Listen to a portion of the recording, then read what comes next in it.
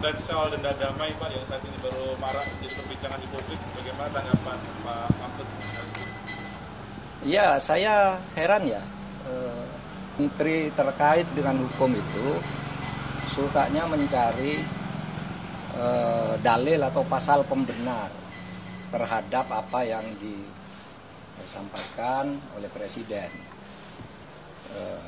Seperti kasus pemulangan narapidana ke luar negeri, katanya hanya tactical arrangement gitu, padahal ada hukum yang melarang. Yang ini lagi gagasan Pak Prabowo untuk kemungkinan memberi maaf kepada koruptor asal mengaku secara diam-diam dan mengembalikan kepada negara secara diam-diam. Itu kan salah. Undang-undang korupsi tidak membenarkan itu, hukum pidana tidak membenarkan itu. Lalu menterinya mencari dalil pembenar, itu kan ada di undang-undang kejaksaan, denda damai. Denda damai itu hanya untuk tindak pidana ekonomi, sesuai dengan undang-undang tentang bea cukai, undang-undang perpajakan, dan undang-undang kepabeanan. Nah di situ kalau ada orang melanggar pajak atau bea cukai, itu tawar-menawar dulu. Oh kamu seharusnya bayar 100 miliar, kok hanya membayar 95. Nah sekarang yang 5 ini dikalikan berapa? Itu namanya denda damai. Dan itu jelas. Ada mekanismenya, yaitu dibuat oleh instansi terkait, dalam hal ini Kementerian Keuangan, lalu minta izin Kejaksaan Agung. Minta izin ke Jaksa Agung. Jelas tuh prosedurnya, angkanya jelas, tidak diam-diam. Nah sekarang dinaikkan kewenangan ini, Jaksa Agung boleh menerapkan denda damai tanpa usul dari instansi terkait.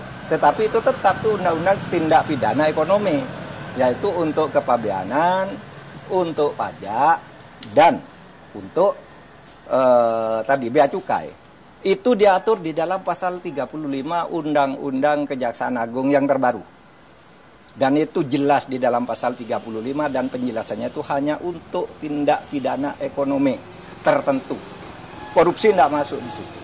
Oleh sebab itu, menyongsong tahun baru nih, mari ke depannya jangan suka cari-cari pasal untuk pembenaran, itu bahaya. Nanti setiap ucapan Presiden ditarikan dalil untuk membenarkan, itu tidak bagus cara kita bernegara. Kita hukum seperti apa yang akan timbul ketika denda damai ini dipaksa diterapkan? Ya enggak tahu, kalau saya sih membayangkannya nanti akan banyak orang korupsi, diam-diam sesudah akan ketahuan mengaku. Gitu kan? Sesudah akan ketahuan mengaku. Kan Pak Prabowo inginnya sebenarnya ya, agar aset negara tidak hilang. Asset recovery namanya kalau itu di konvensi PBB. Itu dibenarkan aset recovery itu. Tetapi yang termudah agar tidak terjadi diam-diam penyelesaiannya. Dulu saya sudah pernah mengusulkan loh. Tahun 2001 ketika saya Menteri Kehakiman, lalu saya tulis lagi usul itu di dalam buku saya yang terbit tahun 2003. Judulnya Setahun Bersama Gus Dur. Mari kita maafkan aja gitu, tapi terbuka. Seperti yang dilakukan oleh Afrika, jangan diam-diam gitu. Nah ini diam-diam gimana caranya? Siapa yang bertanggung jawab? Lapor kepada siapa yang mengumumkan siapa? Apakah yang bersangkutan minta damai itu mau diumumkan namanya? Nah kalau tidak diumumkan, tidak transparan, tidak ada yang tahu bahwa itu melanggar atau tidak. Tapi kalau diumumkan, ya lewat pengadilan aja. Dan salah kalau mengatakan undang-undang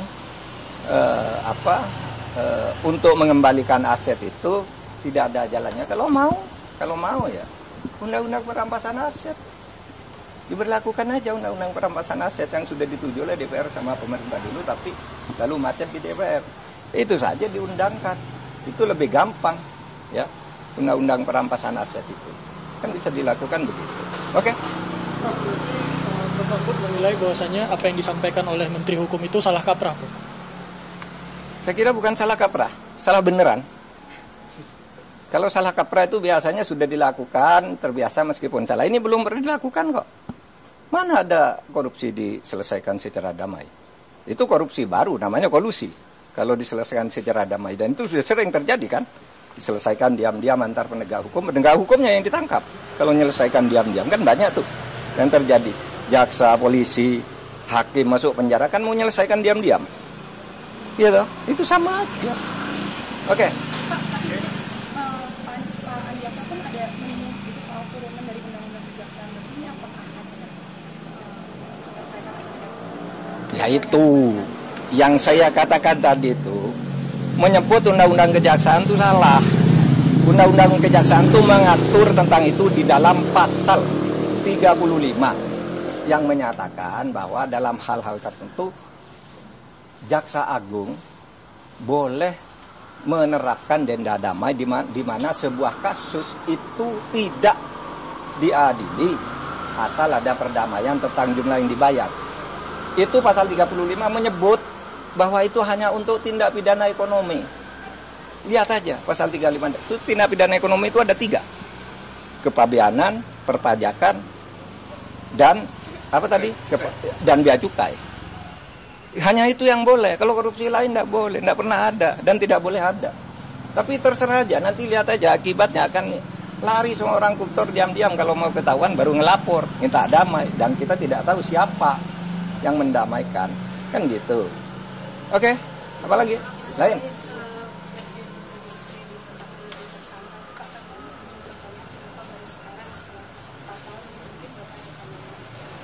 Enggak, saya tidak punya pandangan. Itu wewenang KPK, wewenang penegak hukum. Biar dipertanggungjawabkan secara hukum, secara transparan. Kalau itu dianggap politik ya silakan aja dipertanggungjawabkan kepada publik. Yang lain. Prof, kan tadi Prof udah nyinggung ya di Instagram bahwa uang denda sama uang penggantinya itu cuma sekian persen. Dan pidana penjaranya juga sangat kecil ya gitu. Dari konstruksi hukum yang 300 triliun korupsi merugikan negara gitu. Iya, saya merasa itu menusuk rasa keadilan masyarakat ya. Ini baru pertama ada orang didakwa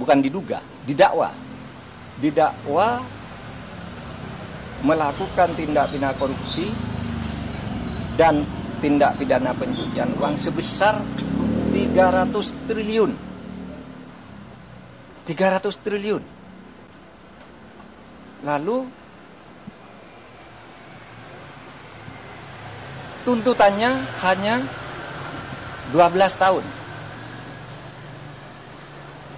Dengan uang yang tadi 300 triliun itu dikembalikan hanya 210 miliar. Ditambah denda 1 miliar. Itu sungguh menusuk rasa keadilan. Karena apa? 6,5 tahun itu kok kecil sekali bagi orang yang menggarung kekayaan negara. 300 triliun hanya diambil 210. Lalu ada yang mengatakan, Pak itu 300 itu kan potensi. Bukan potensi. Itu sudah disampaikan bahwa itu kerugian keuangan negara. Bukan kerugian perekonomian negara. Kalau kerugian perekonomian negara itu potensi. Termasuk gaji, termasuk apa gitu yang diduga merugikan perekonomian. Ini uang negara menurut Jampitsus Febri Diansah resmi pada waktu itu malah menyebut ini bukan kerugian ekonomi negara tapi keuangan negara, artinya uang konkret yang dicuri dari negara. Sesudah dihitung lagi jadi 300 triliun. Hanya dikabulkan perampasannya 210 ditambah denda 1 miliar berarti 211. Ini sungguh tidak adil. Coba Anda ambil contoh Beni Cokro. Hukumannya seumur hidup, asetnya dirampas ratusan miliar oleh Kejaksaan Agung. Henry Surya semula dibebaskan di pengadilan negeri. Kita tidak terima. Langsung kasasi atau dituntut lagi dari kasus lain. Naik. Ya. Si Henry Surya ini semula bebas, kita langsung ke kasasi menjadi 18 tahun penjara. Hartanya juga diambil. Sudah disita oleh kepolisian lebih dulu. Atau Surya Darmadi. Itu divonis hitungan kerugian nih ekonomi nih, yang ekonomi nih bahkan. Hitungan ekonomi negara rugi 39 triliun. Dituntut oleh jaksa 39 triliun dengan denda 2 miliar sehingga menjadi 41 triliun. dikabulkan oleh pengadilan negeri. Tetapi naik banding tetap kena 2 triliun. Hanya uang kecil kena 2 triliun. Ini 300 triliun kena hanya 250 miliar. 250 miliar dari 300 triliun itu berapa? 0,007%. 0,007%. Nggak sampai separuh. Nggak sampai setengah persen. Anda bayangkan itu. Nah, oleh sebab itu, menurut saya, kejaksaan nampaknya kurang konsisten juga. Mengapa menyebut dakwaan 30, kok kemudian tuntutannya 250? Kan terlalu jauh, meskipun sudah dihitung ulang oleh pengadilan, terlalu jauh itu. Oh, berarti kalau dari 350 jadi ini, berarti seluruh dakwaannya itu agak hoax, gitu ya, agak tidak tepat. Nah, itu supaya diingat bahwa kita mau mengembalikan aset sekaligus memberikan hukuman yang setimpal. Apapun alasannya, itu hukum yang berlaku. Dan itu sudah didiskusikan lah soal denda damai, soal kembalian aset sudah didiskusikan semua dan sudah ada undang-undangnya di tempat kita.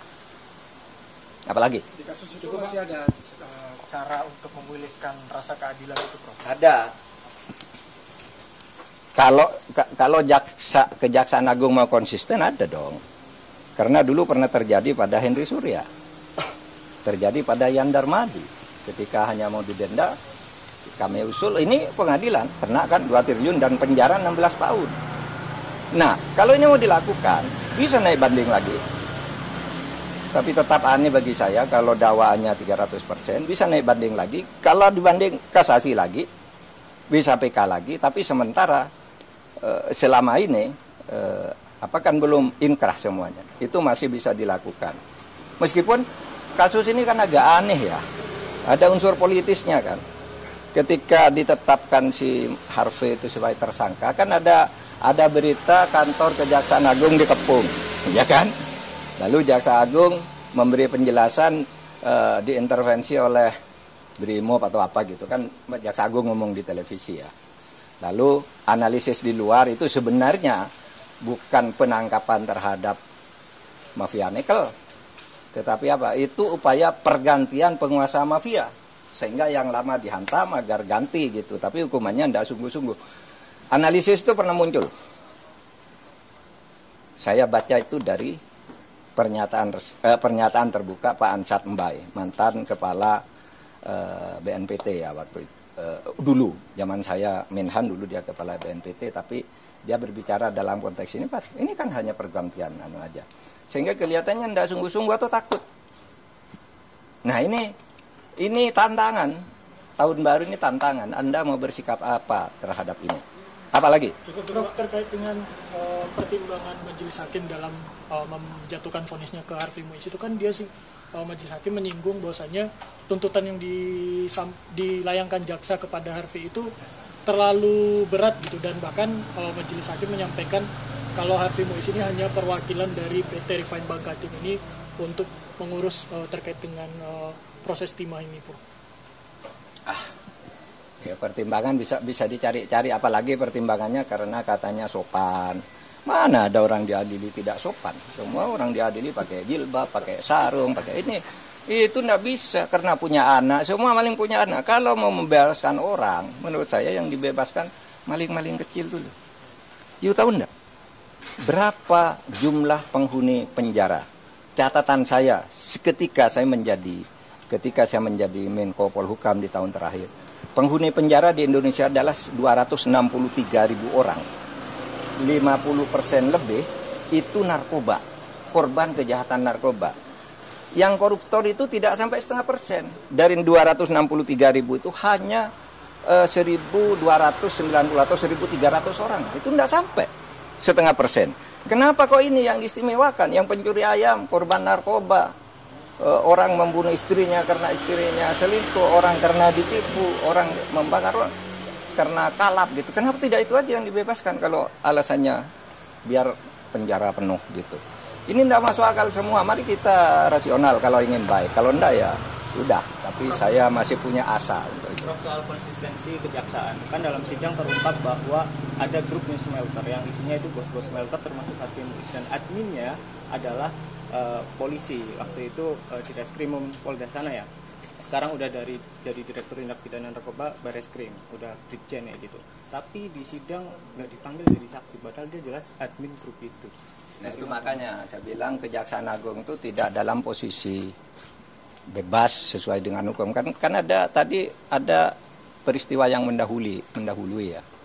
Ketika Kejaksaan Agung itu dibilang diteror, ini si Jampitsus dibuntuti kemana-mana, kemudian ada drone di sekitar Kejaksaan Agung dan sebagainya.